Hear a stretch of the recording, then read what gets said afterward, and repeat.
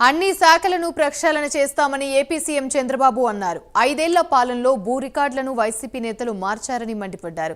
త్వరలో రీసర్వే చేసి పక్కా పట్టా పాసు పుస్తకాలు ఇస్తామని చంద్రబాబు స్పష్టం చేశారు.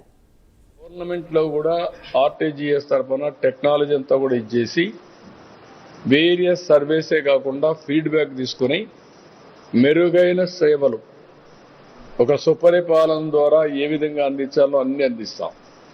ఈరోజు మీరు చూస్తున్నారు ల్యాండ్ ఇష్యూస్ ఎక్కడెక్కడి నుంచో వచ్చేసారు.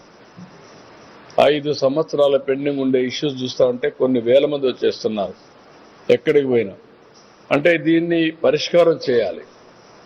22A కింద ఓపెన్ అప్ చేశారు, కబ్జాలు చేశారు, రికార్డులు మార్చారు, రాజకీయ వివక్ష చూపించారు. అన్నీ కలిసి చాలా గందరగోళమైన పరిస్థితి వచ్చింది.